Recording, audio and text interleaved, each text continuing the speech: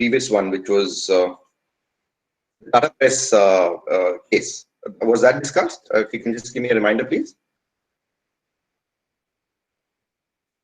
Okay. So, right. So we go on with the Shiv cable case versus state of Rajasthan.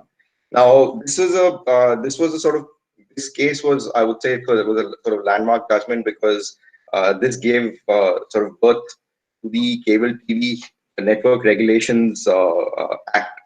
Now, basically, the fact of the case was that Shiv Cable, a bunch of cable operators in Ganganagar were providing cable TV services without any license. So the collector had the district administration, issue notices to everybody that this needs to stop. Now, obviously, that order was challenged by the bunch of operators, cable TV operators, the Rajasthan High Court. That there was no law required which required them to obtain licenses, and the administration actions violated their fundamental right to carry on trade and business. Now, one of the interesting aspects of this case is that the court sort of fundamentally agreed with what the government was saying with respect to the license requirements, and what the High Court also sort of stated that there's the use of dish antenna to receive programs which are transmitted by satellites, and a cable network to physically distribute those programs to subscribers. And what the state government had basically said was that the cable TV operators were required to obtain licenses under the Telegraph Act and the Wireless Telegraphy Act to legally operate their sort of cable TV services. Now, having agreed with the state government's argument that there were license requirements under the Telegraph Act, but still the court sort of set aside the impugned order of the district administration on the ground that it was made without jurisdiction. So what the court basically held that was that under the Telegraph Act, there's the Director General of Posts and Telegraphs, which was a central government official. Now, that official was the one who was required to take the necessary actions with respect to issue of licenses. So it was interesting because, for want of jurisdiction, that the order was set aside. And this is when the sort of government came out with an ordinance in '94, which sort of was to address, the cable networks, how they were to be regulated. And so you actually have a cable TV regulation ordinance of '94.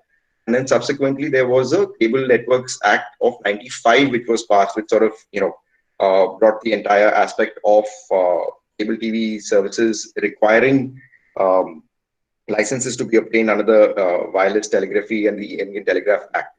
So this was a fairly interesting judgment, which sort of gave birth to, I would say, the issue of cable TV services requiring licenses in the first way to operate.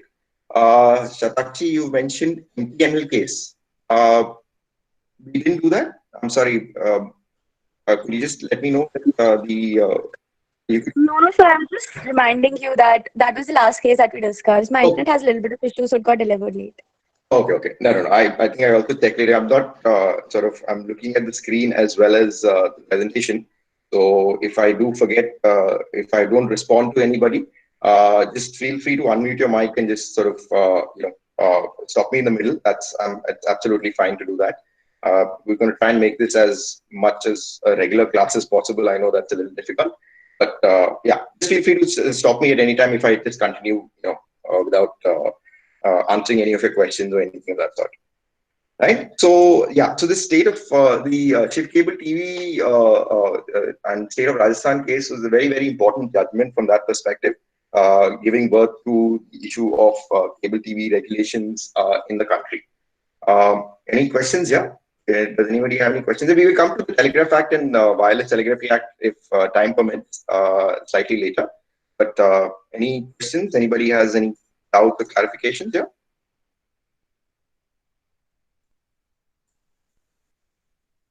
No. Okay then. Okay.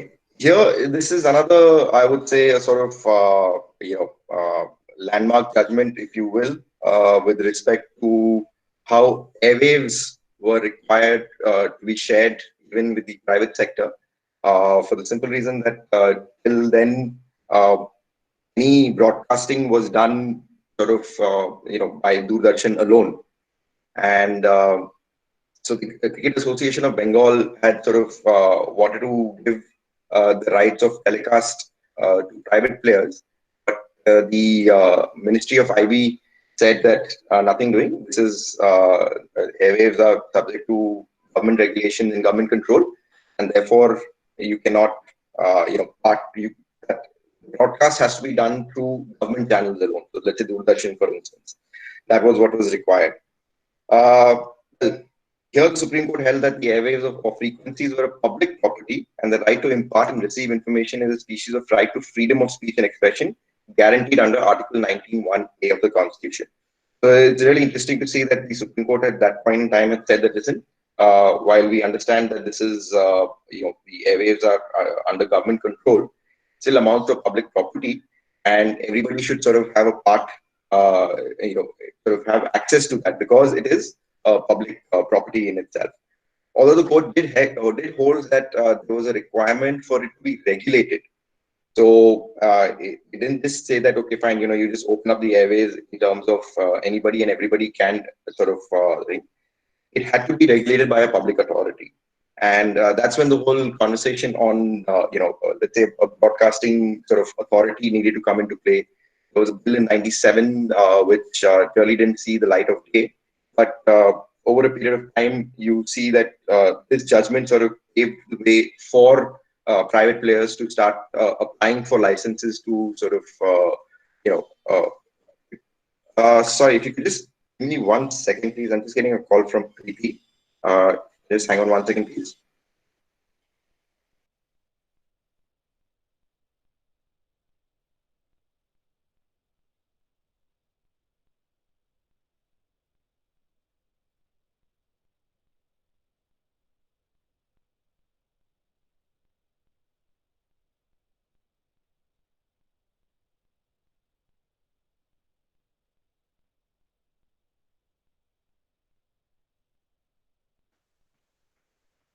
Sorry. So this was a fairly important judgment with respect to how airwaves, being a public property, people should be allowed to sort of participate and use it. Although the court said that there has to be sort of regulation with respect to what needs to be done with respect to these specific airwaves. Okay? So this was again, just note this down because this is going to be one of, this is an important judgment to sort of think. And when you get the time, I'd say that it'd be nice for you to sort of analyze and review this judgment in its entirety.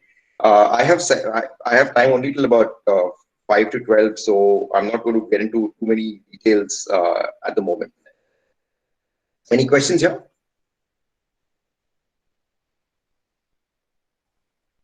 Sorry, 1 second. Okay. Right. So these were the sort of the judgments that we just sort of spoken about was more to do with the freedom of speech and expression and how the media can participate in the use of airwaves, how cable TV came to be regulated. The next couple of cases I just wanted to look at was with respect to contempt. When we look at contempt of court, it does have an impact on when we talk about media law. Can somebody or would somebody like to venture a guess as to why contempt of court is also part of falls within the ambit of media law? Would anybody like to offer their opinions, suggestions? So, because it's an exception laid down under Article 19(2), and as media comes from the freedom of speech and expression under 19(1), it's regulated by 19(2). Exactly. So, the idea of contempt being, sorry, who was that? I'm sorry, I didn't, what's your name? Sadakshi.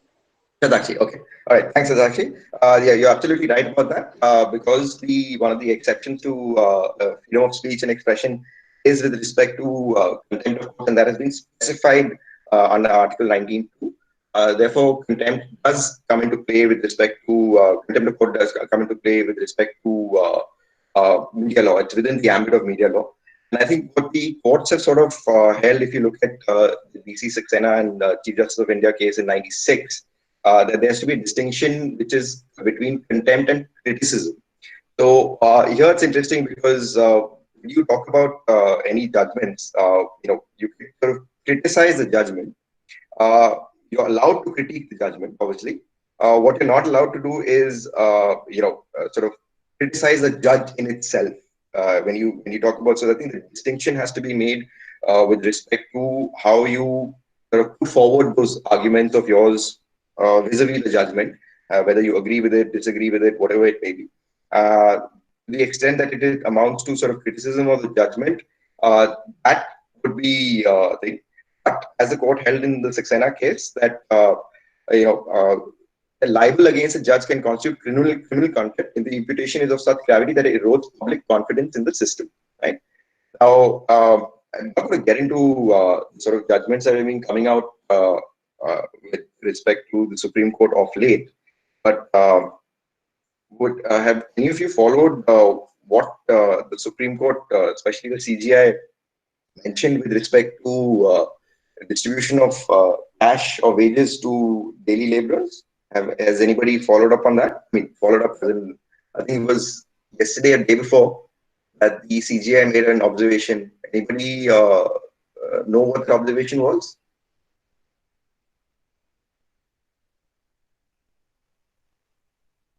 The issue of this was the issue of cash distribution to daily wage laborers. Yes or no?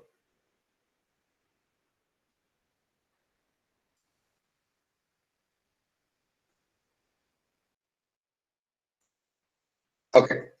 So basically, with regards to a petition in the Supreme Court talking about asking for distribution of money to daily wage laborers, the CJI actually asked, stated saying that why do they need money if they're getting food? There's food being distributed. Why do they need money? Uh, Not going into the criticism of the Chief Justice of India, but uh, I personally think this is quite a remarkable shift from how the courts should ideally view issues of social concern with respect to what's going on at the moment, but otherwise in general as well. I think even previously, if you've seen the judgment of the Supreme Court with respect to the issue of Kashmir, for that matter, I think those are also fairly surprising judgments, especially with respect to habeas corpus. It's been fairly surprising what the Supreme Court has sort of stated. The only thing is now that they've kind of come out with that the order that all tests at the moment on COVID-19 would have to be done free of cost. So I think that's a fairly decent order. But CGI making a statement of this nature was fairly surprising. Anyway, so again, we're coming to the next case of Rajinder Sel versus Madhya Pradesh High Court Bar Association, and here again the court has held that criticism must always be dignified and that motives must never be attributed. So in this situation, let's say coming back to how the CGI has sort of viewed the issue of daily wage laborers. If I was to make a statement saying that well, the CGI is only towing the government line or is doing the work of the executive, then that would not be a dignified sort of response to what criticism of the court as such. I can criticize the judgment. I can criticize the order in itself specifically. But if I was to attribute motives to the Chief Justice, then obviously I am going to be held in contempt of court. And since this is being recorded, I hope this doesn't get leaked to the CGI in any case. All right. Any questions here on contempt?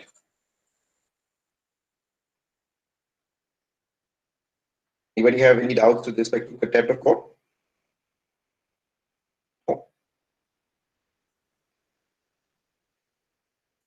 I'm also going to allow for a little bit of a lag in case there is a bit of a lag where anybody's typing in anything or okay, Vidushi. Thank you. Okay, now coming to the issue of press freedom, we've had dip in well the freedom press freedom index. We were 138 out of 180 countries. We were where the rankings were done. Out of 180 countries, we were 138 in 2018, and we've dropped to about 140 now, down two places in 2019. So when we talk about the freedom of the press, so you've had these judgments which have spoken of, the principles of democracy being held, where the fourth estate is supposed to, be allowed to sort of, air their views and the criticism, whether it's reporting, whatever it may be. But if you see of late, there has been a lot of issues with respect to the gag on the media. I think there was some statement which came from the government maybe a couple of weeks ago, if I'm not mistaken, where they spoke about how reporting on the current situation, on the current pandemic, that has to go from one particular source or something of that nature was an order. Now, there are two views to this. One is that in a situation like this, you want only legitimate information to come out, and that's true. But the other issue is that, let's say, if I was to say with respect to cases reported in China, what are the numbers that were coming out? Now that was issued by the state in terms of whatever the numbers are coming out. Obviously, is issued by the state as such. Are these the legitimate numbers then? So you have to kind of try and create a balance with respect to what the media should be reporting, and I mean what should be allowed to report and the manner in which it should be allowed to report. Is also sort of being a little careful about how that reporting is done in the first place. Um, I, I, I'm guessing all of you are following everything that's going on with the pandemic at the moment. Um we've had even issues of being even this pandemic being communalized to a large extent, and there are a certain set of news channels which are doing that sort of communalizing of the issues with respect to the pandemic. Obviously, that I would say is reporting which is I'd say it's unethical. It's not based on fact. There's a lot of misinformation that is doing the rounds at the moment, targeting a specific community, which I think is completely wrong. I'm open to discussion on this point, as also if anybody has any differing views, you're free to voice those opinions now. And yeah, so we do see a lot of concerns with respect to how the media is going to be reporting and what they should be allowed to report. But what is interesting to see is also, if those of you followed the elections, general elections last year, and the BJP candidate Tejasvi Surya from Bangalore South. Now he had a city civil court pass a gag order against all media houses with respect to reporting about him. What was nice to see was the Karnataka High Court had sort of immediately overturned the gag order of. Now, obviously, this gentleman has made a lot of statements, which are sort of statements. It's on camera, so it's not being attributed to him in terms of it's not. Media wasn't reporting it, saying that this is an opinion of the media as to what he's saying. But rather, it was about how his statements were actually being reported in itself. And to that, the gentleman took offense and, sort of gag order. But just as well that the Karnataka High Court overturned that particular order as well. Those of you have followed the Rafale judgment. Do you remember this case of regarding the some documents which were presented to court, and the Official Secrets Act was supposed was government had said that this is a violation because it amounts to public secret. It's not public secret, sorry, it amounts to secret, and it's in violation of the Official Secrets Act. So those of you who followed the Rafale case, whether you followed it in detail or not, this was an interesting observation by the Supreme Court, because it said that just because the media has reported something doesn't mean that this is it falls necessarily within the ambit of an official secret, because it wasn't the price of, let's say, acquisition of a particular jet wasn't subject to state secret. It wasn't that the petitioners were looking to obtain information on specifics of the jet being procured necessarily, or something which was going to be, specific to India as such. But they were looking at general issues of the price consideration. So here, the Supreme Court again, had a fairly balanced order, and it said that it doesn't amount to anything being stolen because these documents were sort of obtained by the media, and there's no violation of an Official Secrets Act. August 2018, Patna High Court restrained the media from reporting on the Muzaffar shelter home cases because they said that it could sort of hamper the investigation. Interestingly, the Supreme Court has set aside the order while maintaining that there has to be media has to sort of report in has to create a balanced view so as to not have an impact on the investigation in itself. Right? So this is where the Supreme Court has again stepped in. And one thing I'd like you to do is, as and when you get the time, is to actually see the judges who pass these orders. You will see some sort of a pattern emerging. Okay, and again, back in 2017, the Bombay Sessions Court had passed a gag order preventing the media from reporting the proceedings of the Sohrabuddin case. This was very interesting because there was a high-profile politician involved in this case. The Bombay High Court had set aside the order, saying that given the nature of the case and given the nature of the information out there, the media should be allowed to report on the case in itself. Again, media has always been told to sort of report, in a sort of ethical and balanced manner. Then you have obviously the defamation suits which are being filed left, right, and center, and the ones by Reliance against NDTV. I think seeking damages for about 22,000 crores, if I'm not mistaken. And then, of course, Amit Shah's son Jay Shah, he's filed a defamation suit against Wire, if I'm not mistaken, for about 600 crores or something, or some amount like that. The case is still pending, if I'm not wrong. If memory serves me right, the case is still pending in the. I think it's up in the Supreme Court now, if I'm not mistaken. I stand corrected if anybody has information to the contrary. Okay. Now just coming to sort of the legislations with respect to thing. I think yesterday we had spoken briefly about how the IT Act is applicable with respect to the media. Specifically, we look at Section 69A, 67C, and 79 of the IT Act, which are the three sort of main provisions which you would say do have an impact on the element of media law.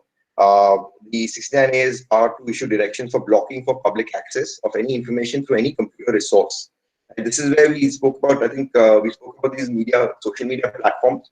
For instance, Facebook and Instagram yesterday was being discussed in detail as well.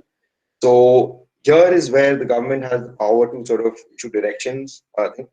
This is an interesting power that the government has, right? Because on the one hand, you have issues of fake news or misinformation doing the round, and the manner in which the social media sort of amplifies that information is substantial, including messaging services like WhatsApp, for instance. Information does the rounds in a matter of seconds, if you will. So what happens then if you have media misreporting itself? There has to be a balance created where information which is given to the public is right in its in terms of its facts, and information which is presented to the public has got to be factual for that matter, as opposed to also preventing the right kind of information from going out. So how many of you would agree with that government has the power to sort of ask intermediaries to take down content? How many out here agree with that sort of power, or how many say that no, that sort of power is too wide-ranging and therefore government should not exercise such authority?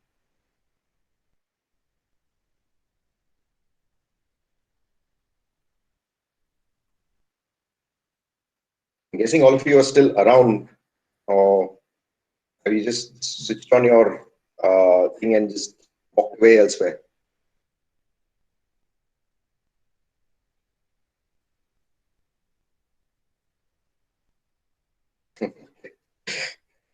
So yeah, so I just wanted to just get your opinions on what you think about powers under 69, Section 69A.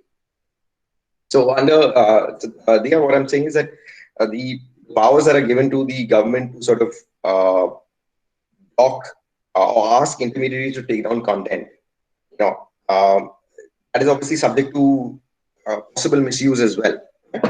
So how many say that yes, this is an exercise of power that should happen, should be allowed, as opposed to saying that no, this is too sort of this authority can be misused by the government drastically as well.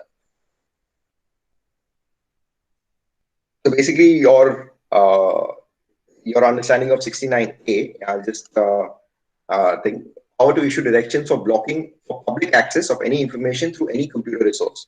So this is basically asking social media platforms to take down content, which has happened substantially. I think in the country it's happened drastically. If you were to look at reports of how information thing, yeah, okay. So Shreya, you're saying it's a double-edged sword. Yeah, I agree it is. But if you look at the sort of statistics, isn't it important that regulate content in a way? Of course, everything can be misused to an extent. That's true. So I think the power to the government is substantial because one interesting aspect is that you also have the number of requests that have gone to the government have been from the government to these service providers. India is amongst the top countries which has been asking service providers or intermediaries to take down content. Right now, when you say it's a double-edged sword, I do agree with you, but there's also that danger of how it's being, how that power is being exercised.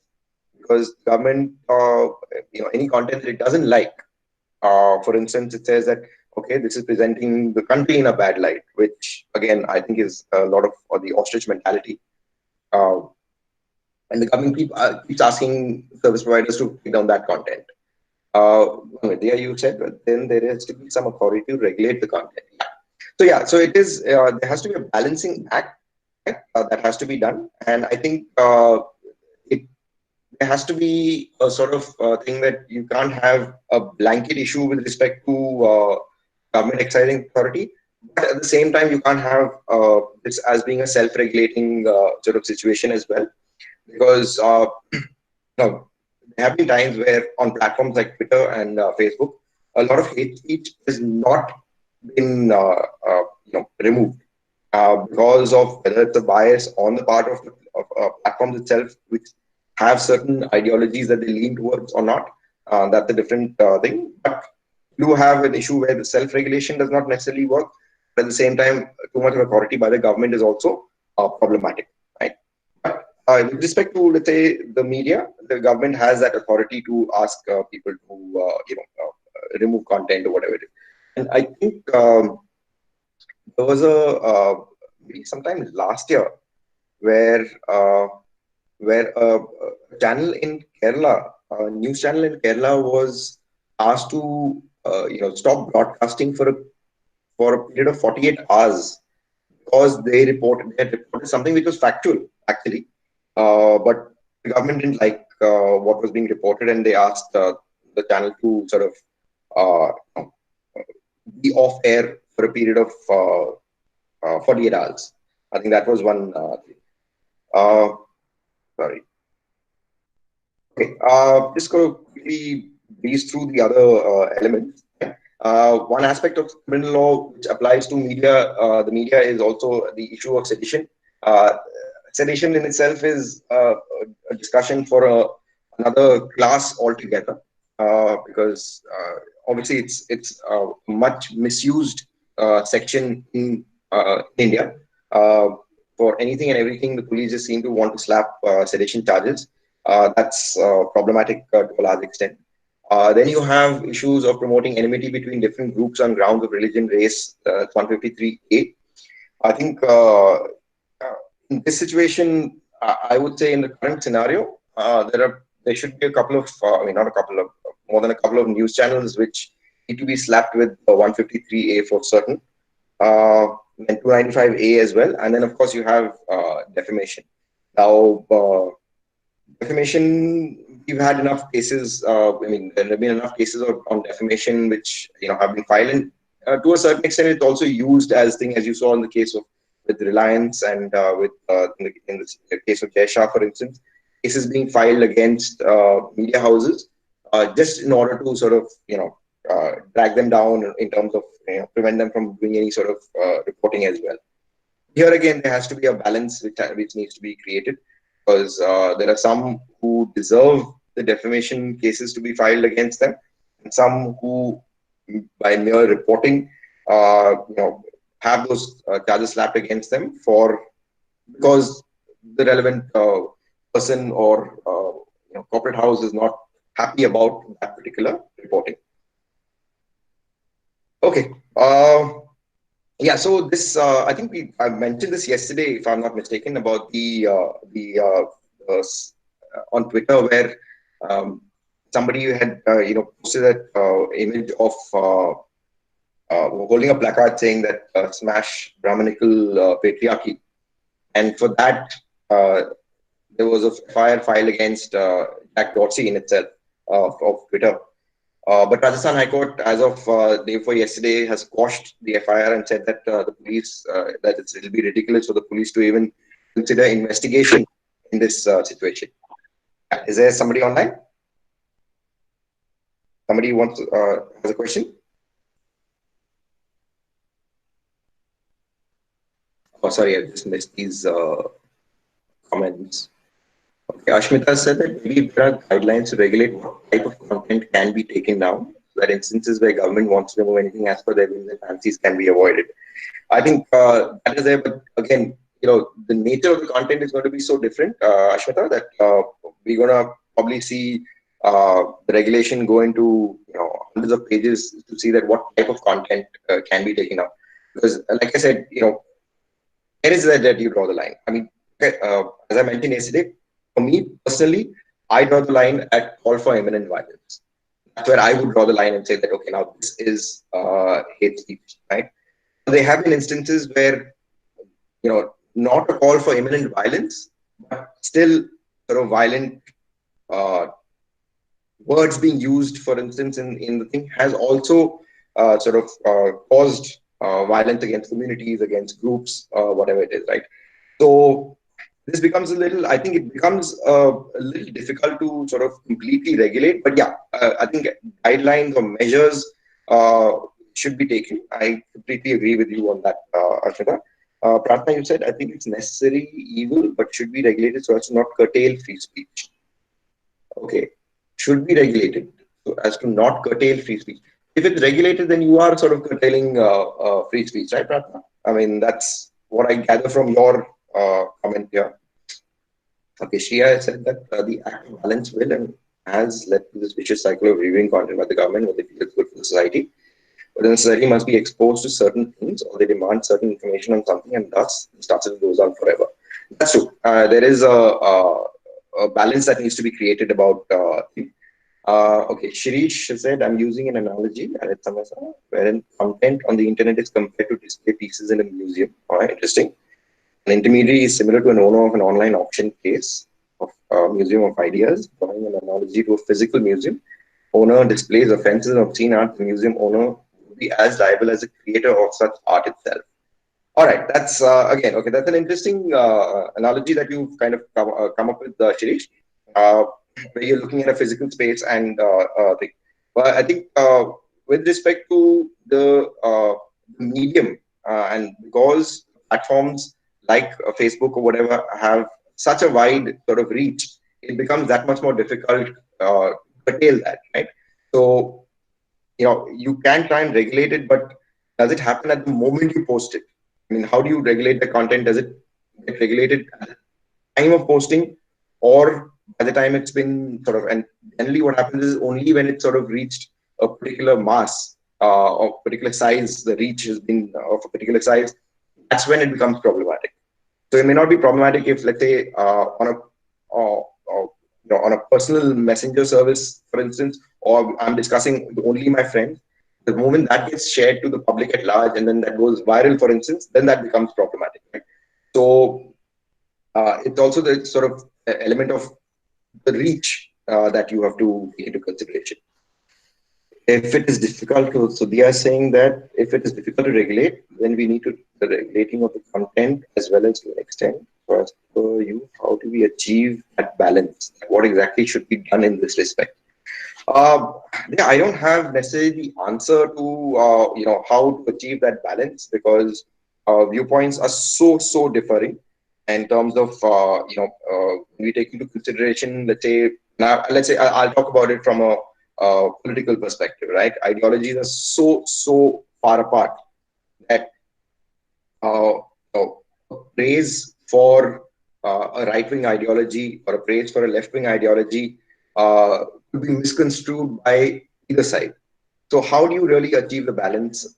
Like I said, for me, it's about call for violence. If there is a call for violence against a particular group, and I may have to revise my views because I've seen instances where not an imminent call for violence has also sort of resulted in violence, for that matter, right? So I think we need to sort of create that balance by trying to see, how information is going to be likely to be perceived as well, right? When you say, okay, let me just give an example of from the current pandemic perspective, where a particular community is being targeted needlessly, right? Now, if I decide to see every news resource and I try to see what are the counter opinions, whether it's misinformation, whether it's not, right? But not everybody does that. Everybody it feeds into their bias. So they just sort of.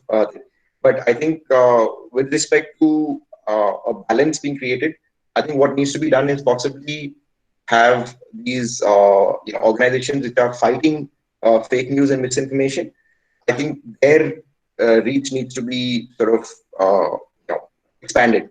So how social media platforms can enable that is saying that okay, fine, while we may take down this content, which is fake in itself, what we will do is we will try and amplify people who are trying to fact check information.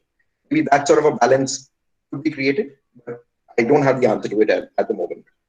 Pratna, you said regulated in the sense of not permitting content, for example, incites communal violence. I am with you on that one, Pratna.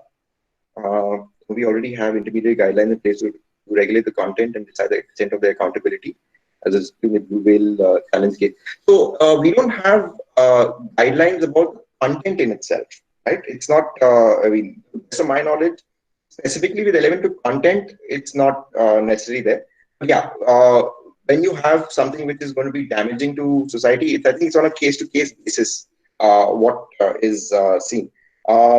If because as far as I mean, as far as my knowledge goes on the intermediary guidelines, they don't necessarily specify. I mean, they'll specify with respect to, let's say, exceptions in 19.2. That could be specified. But within that ambit, I don't think there's any specifications with respect to regulation of contract. Shirish, you said agree the logistical problems regulating the same. However, I think in case of offensive content, revenge porn, etc., imposing a duty on intermediaries to take it down appears reasonable. Absolutely agree. However, agrees that giving such powers to the government could possibly lead to overregulation. Right. So I think when you have, and say revenge porn, for instance, what you're talking about is an imminent threat to a particular individual. There have been instances where morphed images have led to people dying by suicide as well. So that is again slightly problematic. Okay, I'm just going to. So basically, what I'd like you to sort of keep in mind is about when we talk about the criminal law elements of thing, there has to be balanced thing. So if you look at the case in 58, where the Punjab High Court had said that liberty of the press is subordinate to the administration of justice. I think that is a very important observation. Plain duty of journalists is the reporting and not the adjudication of cases. Now, coming to the trial by media, right? What tends to happen now is that the moment there's an accused, somebody is being accused, media goes gung ho and sort of kind of brandishes them and says that okay, these are they're guilty. Right? Now, I think as lawyers, we have you know, specifically a responsibility to not fall for anything that the media has to say. Right? While our personal issues with respect to, let's say, cases that we see coming to light, our personal issues would come into, concerns would come into play. As lawyers, I think it's our duty to ensure that we take those emotions aside and look at only the facts of the case instead of jumping the gun. You had this case of Khurshid Anwar, where India TV had labeled Khurshid Anwar, this back in 2012, 2013, I think, as a rapist, and well, he died by suicide. He jumped off, I think he jumped off his apartment, and he died by suicide. So this is where the problem is as well, right? Now, let's say on investigation, it was found that he wasn't guilty, right? Then what happens? Now you've already lost a life because of something like that. So that is another issue with respect to trial by media. Extent of content, the 2018 guidelines being circulated by public domain define the scope of unlawful content to an extent. Okay. Uh, I probably will have to get back. I mean, I'll have to review those specific public consultation papers as well, which I have not done, very honestly. But I may have to get back to you on that at some point. Uh, okay, this is just we've already sort of discussed OTT, so I'm not going to really touch upon too much on the OTT. But when we spoke of the regulation as it being a self-regulatory body, we saw that government has given about 100 days for these bodies to self-regulate. You had the case of John Oliver's last week tonight, which Hotstar took away, kind of removed from its own platform because it was critical of Prime Minister, and of course, Amazon Prime has also done that.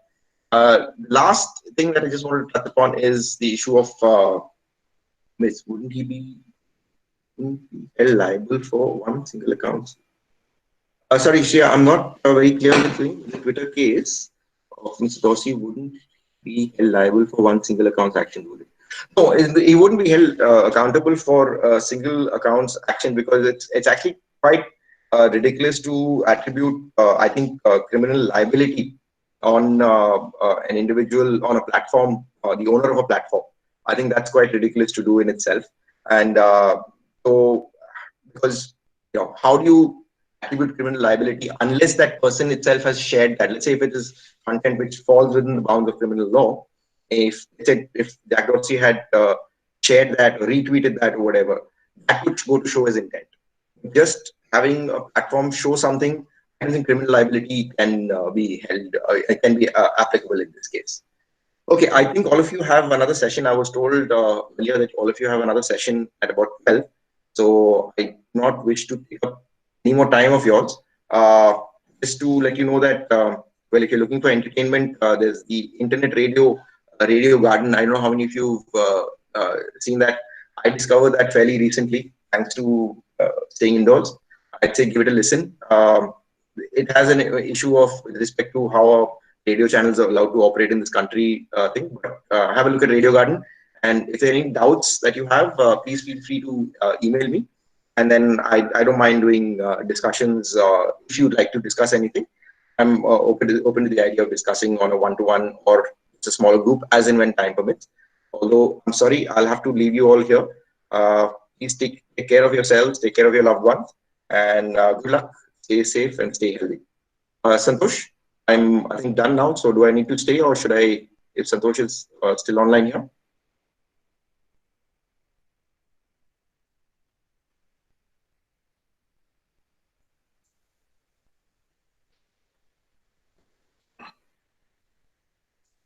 Uh, Sorry, 1 minute. Let me just call Santosh and ask.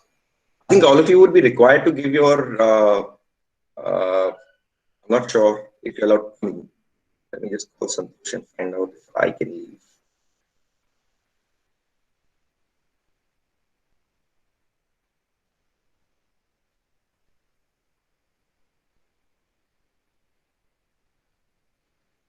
Hello.